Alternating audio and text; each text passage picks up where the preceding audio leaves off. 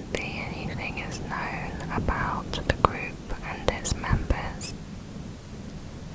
The community had a rigid system that divided its inhabitants into families. These different groups would each work on different floors of level 22. Each group would have a variety of tasks to fulfill, with each one giving a fraction of their total resources to the floor above and keeping whatever was left for themselves. It is unknown who founded M-Stable, but it is known that 3 individuals were the leaders. They and some others lived on the highest floor of level 22, and they lived a surprisingly lavish lifestyle compared to the floors below, where life was more difficult. The top floor had a swimming pool, cooking appliances, and other amenities. Floors that were within 15 stories from the top had relatively easy, although boring lives. Residents on these floors had tents, shacks made of wood or concrete, as well as a select few who possessed cooking appliances. At the bottom of the M-Stable empire, below the 16th floor, the people lived in poverty. Recovered diaries talk about how many wanderers would flee down even more floors with hopes of reaching a different level. Many of the population would starve at these depths, relying on the kindness of the floors above to be mindful and not take too much from them. They mostly lived in the open, in sleeping bags, or without anything at all. The system was inevitably exploited by the higher floors of level 22, who demanded more and more from lower floors, while also giving less to those above. This led to M-Stable trading with outside levels, but these deals were not able to save M-Stable from its collapse, which prompted the majority of the population to leave the level in search of a better life in other levels. It's thought the main reason for M-Stable's collapse were the problems in its societal system, as well as the slow decline of level 22's structural integrity. Due to all the mining and scavenging of the level supplies and natural concrete, many of the walls supporting pillars, ceilings, and floors began to lose stability and fall apart. Many parts of the level are inaccessible and too dangerous to enter. Today, level 22 resembles an abandoned and destroyed car park. The ground is covered with rubble and girder poles. Cars and abandoned tents can occasionally be seen throughout the level. Most cars are rusty, covered in dust, or torn to shreds. The tents are known to house the corpses of inhabitants who were not able to escape when the level was irreversibly broken. Traveling through level 22 is difficult and unsafe. The structure is unstable, and stray debris can easily cause you to trip and injure yourself. Apart from this, there are countless large holes, probably where mining occurred. Theoretically, it's possible to climb up or down these holes to reach new areas, but this is not advised. The survival difficulty is Class 5E Environmental, unsafe and unsecure, with non-entity hazards. A census report was found which documented a population of over 26,000 at one point. The top floor showed to have 18 people.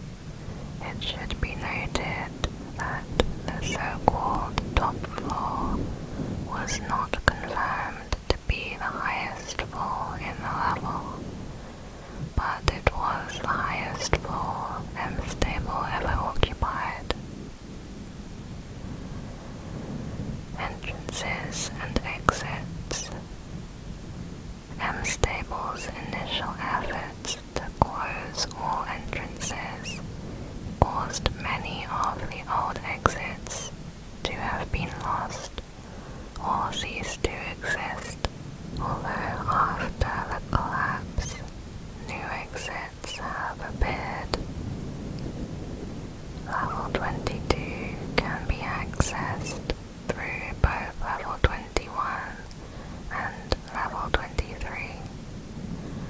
Both of these are new exits that were created due to the falling rubble and loss of structural integrity, creating holes in the floor. Rarely, some of the original entrances to level 22 can be found. It can be accessed by finding glass doors within level 1, taking exit ramps off of level 69, or finding an exit in the center area in level 172. Level 22 can be exited by using the previously mentioned entrances to the level from level 21 and level 23. No original exits of level 22 that existed before the collapse have been found. Also, successfully no-clipping through cars or debris may lead to level 817. Level 23. The Petrified Garden. Level 23 is a massive planetoid-sized superorganism composed primarily of several intertwining tree specimens resembling those found in the front rooms. Despite having a gravitational pull similar to that of Earth, it is estimated that the surface area of level 23 is approximately the same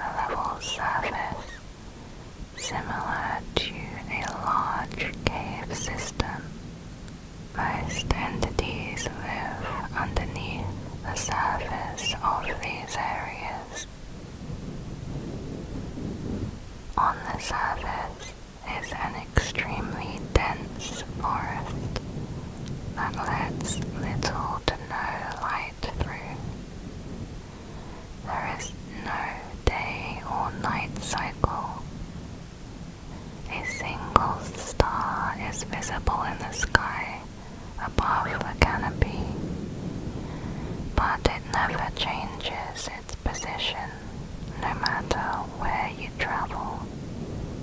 The MEG has concluded the entire planetoid is permanently bathed in sunlight from all directions. There are many types of tree. The most common include Douglas firs, aspens, mahoganies, redwoods, cedars, cypresses, and white oaks. Many are endangered or extinct in the front room, and several cannot be identified as any known species from the front room. Under the surface of the level, there are several large open caverns where trees inside can grow. These caverns, called glowrooms, are lit by a native entity called gardener's sorries. The sorries act similarly to glowworms and are bioluminescent in a variety of different colors. They got their names from the strange sound they emit at all times, which sound like voices whispering sorry. These rooms look like underground forests. In addition to trees, much smaller flora thrive here, such as glowing fungi and bushes.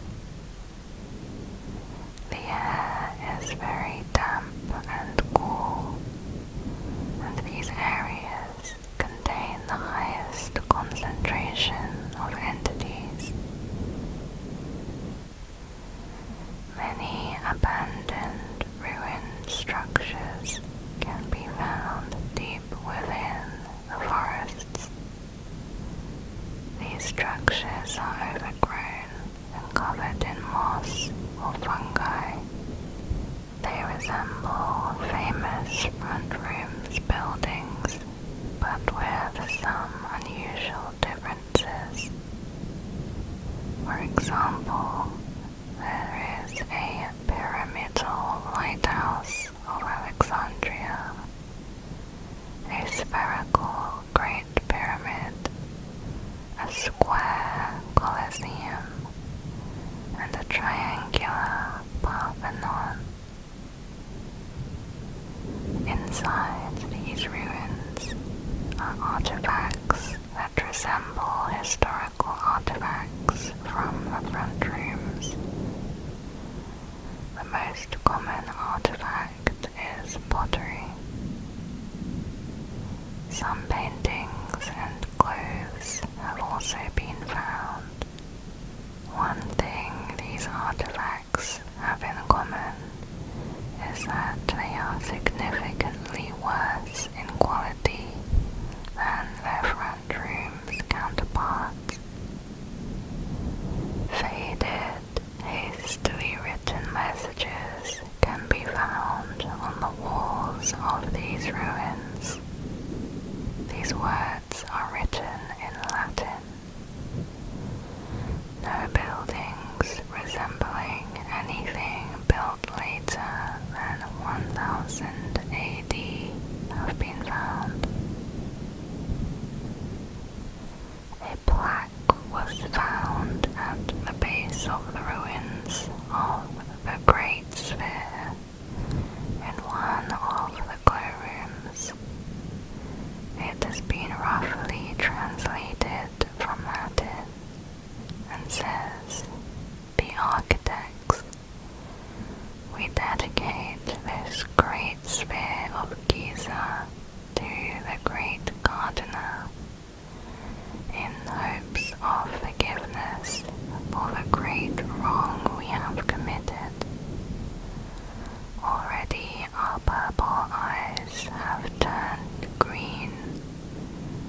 started to return to the earth, forgotten and overgrown. Our only hope is that, alone and petrified, we will not disappear as architects of a failed project. When inside level 23, it is highly advised that you do not say the phrase, "It's only a matter of time." Doing so will awaken the buried sentries. These entities are thought to be trapped inside the wood and tree trunks, unable to do anything except scream. After uttering this phrase, the sentries will proceed to scream. Depending on the number of sentries within earshot, the resulting sound can be loud enough to burst your eardrums. Wanderers have reported that the screams sound like rusty chainsaws cutting wood. The center remains the most unexplored part of level 23. It has been reported to be hollow. A spherical ceiling encloses the core, supported by the trunks and branches of trees known as green giants, which grow from the center. Some trees grow downwards into this space, while others grow out of it. This area is the lushest of the whole level, containing strange flora and fungi that cannot be found anywhere else. Several species of exotic wildlife dwell on the massive branches of the green giants. The green giants are massive trees that grow out of the core of the planetoid. They are taller than the tallest trees found in the front rooms. The largest green giant measures around 2 miles tall and 60 feet wide. The green giants are responsible for supporting the inner ecosystem of the planetoid by distributing water vapor to the other trees and by providing habitats for other flora and fauna to live. It is unknown how old these trees are. They are essential to the stability of the level and must not be tampered with. At the very center of the planetoid core is its heart, named the Heart of Water. The heart is a massive water reservoir that feeds the whole level and is surrounded by the entangled roots of the giants.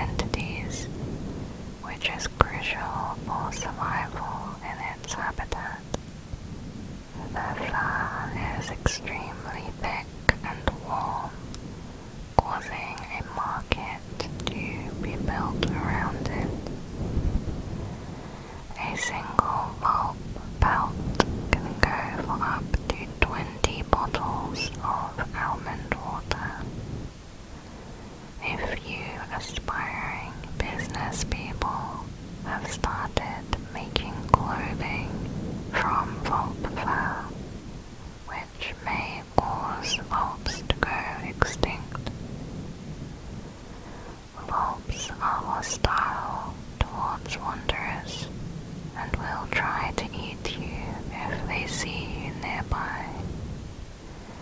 However, if one is wounded, tired, or handicapped, it will try to avoid conflict.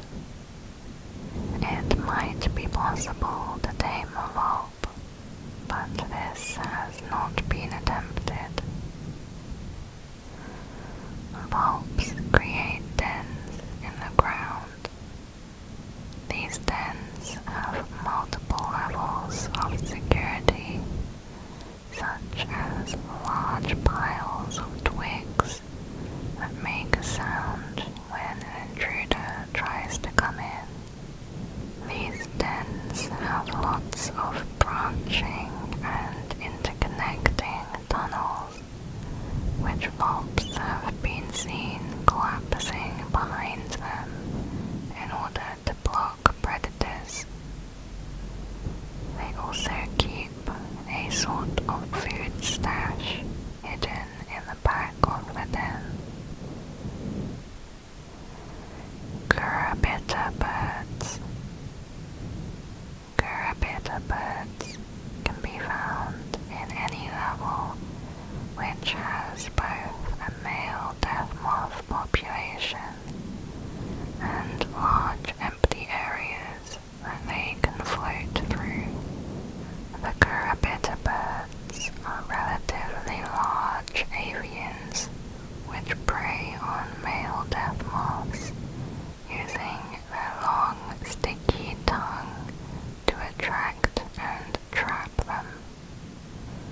They are mostly harmless when it comes to humans, as they will flee if they notice any creature larger than themselves. They are extremely slow, only able to move by flapping their small wings. The Curabita bird is almost always in a near-dormant state. They can spend days at a time floating in a single spot, only snapping into action when a perceived threat draws too close, or when a male death moth comes into contact with their tongue. The death moth is attracted to the bioluminescent tip of the bird's tongue and will get stuck in the adhesive saliva that coats it. Curabita birds are unable to eat female death moths and will avoid areas where they are present. This entity poses no threat to wanderers. The only time a Curabita bird attacks a human is when it is trapped by one, which typically happens when they are being hunted. Much of the biological information on the Curabita bird has been provided by researcher Dr. Treskovic. He wrote, perhaps the most striking feature of the Curabita bird is the bioluminescent gel which it stores in the hump on its back. Despite this gel being semi-solid, it is significantly lighter than air, allowing this strange creature to stay airborne almost indefinitely. This substance, which I will refer to as Curabita gel, has an incredible potential for practical uses. When extracted from the Curabita bird, the gel will maintain its properties for up to several days. This window of usefulness can be extended almost indefinitely when the gel is exposed to a significant amount of heat. This means that a jar of carabiner gel could serve as a constant light source in warmer levels of the back room. At the moment, we are attempting to find other practical applications for the carabiner gel. We believe the properties that allow it to float on air could be incredibly useful, although it cannot be eaten, as the gel has an incredibly acrid flavor and is much too acidic to swallow. Bases and communities. The MEG have established Base Seedling. It's an exploration, anthropology and research base established within a glow room. Currently it has around 30 members and 5 rescued wanderers. They have almond water squirt guns to eliminate entities, and the area has been cleared of hostile entities and buried sentries. There is limited access to food, but has a steady supply of water. They guard the only known consistent exit out of the level. Entrances. Level 23 can be entered through massive hollow trees found in level 37 and level 47. These trees will be significantly larger than other trees and will have conspicuous green bark.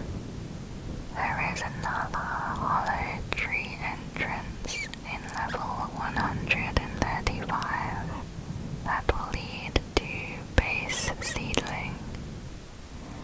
Level 23 can also be entered through a hollow log-shaped structure found in level 121.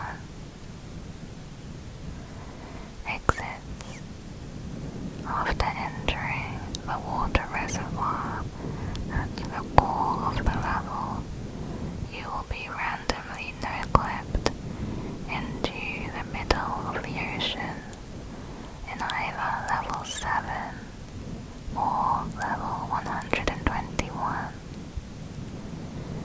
There is a small chance you will no-clip into one of the exhibits in level 43.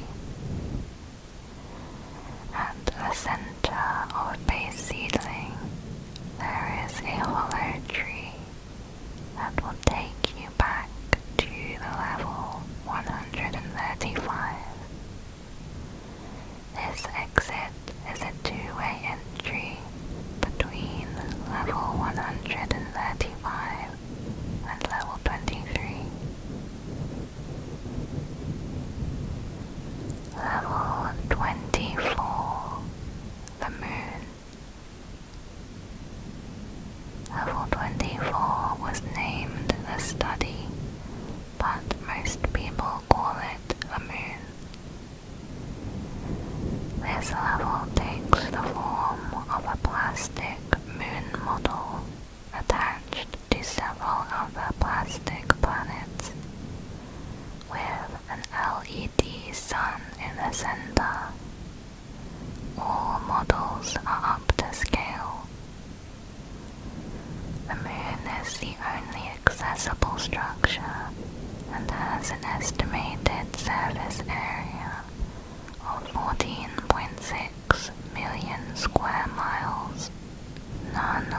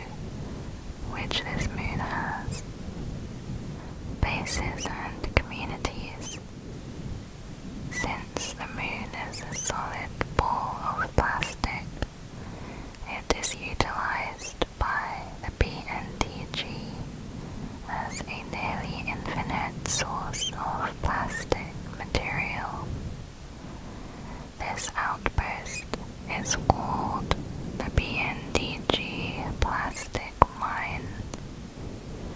Around 20 miners come here once every 2 weeks to dig into the ground. They haul massive containers of plastic back to their base in level 1, which is used to make simple weapons and repairs. However, doing this is extremely dangerous. A 100-foot thick layer of paint covers the entirety of the moon's surface, which contains lead. Mining through it to get to the plastic releases toxic fumes, so a gas mask is required for this. Very rarely, a man will enter the study that level 24 resides in. He will sit down in a chair to read a book, and has been nicknamed Beaufort by the BNDG miners. He wears a tuxedo and is bald with a small amount of white hair. It is unclear if he is a faceling entity or a human, since his face is too blurry to distinguish. He is considered mostly harmless, but sometimes he will walk over to the set of planets and fiddle with it, or clean them with a towel.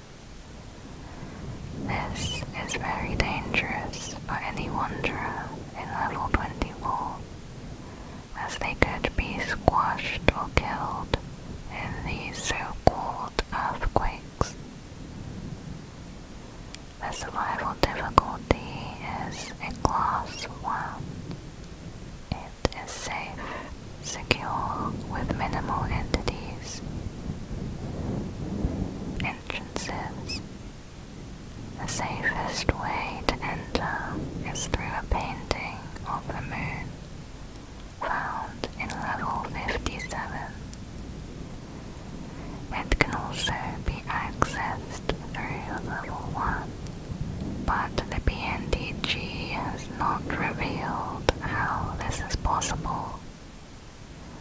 A more dangerous way to enter is to no-clip directly upwards to a moon seen in a sky on outdoor levels. This method is not advised. To exit, you can ask the miners to lead you out of the level, which will take you back to level 1. Level 25, the Quarter Hub.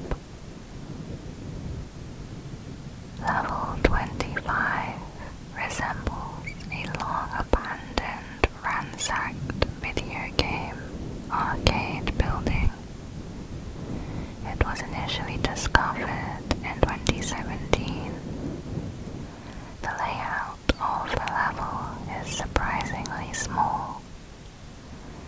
It is thought this level is only about 8 to 10 miles long. The survival difficulty is a class 0. It is safe and secure. There are no entities. Level 25 is mostly comprised of large, echoey rooms that are often filled with arcade machines. Between the gaming rooms, you will often find smaller hallways. These areas tend to be empty, though some have been known to contain boxes which contain supplies such as almond water or snacks. Everything is coated in dust, with fading paint on the arcades and the walls. Mold can be seen, as well as faulty electrical outlets and dripping water from pipes up above the polystyrene ceiling. Level 25's arcade cabinets are mostly destroyed, with this damage being intentional. Burn marks and smashes from baseball bats or other blunt weapons are visible. A few even have bullet holes. One wanderer wrote the following message: "Out of all the arcade machines I found, I've discovered about 20 working ones. These ones that work are rather incredible. Here are some of the places I can go to within level 25. And they attached photographs. I named this level the Quarter Hub. The reason for the name Quarter is because there is a slight fee for these machines. These cabinets allow both American quarters and a second, larger opening below that for some other type of currency. Activating the machine is rather easy. After inserting your coin, all you have to do is try to play the game, which will take you to the level the cabinet is connected to. Each time I've done this, there has been an arcade behind me. Though each arcade I've seen has clearly been damaged and exposed to the elements, they still work decently.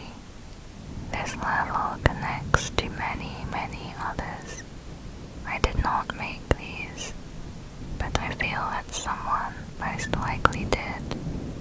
My theory is there was some big group or organization here once, and I bet they used this level as their method of traveling to their bases.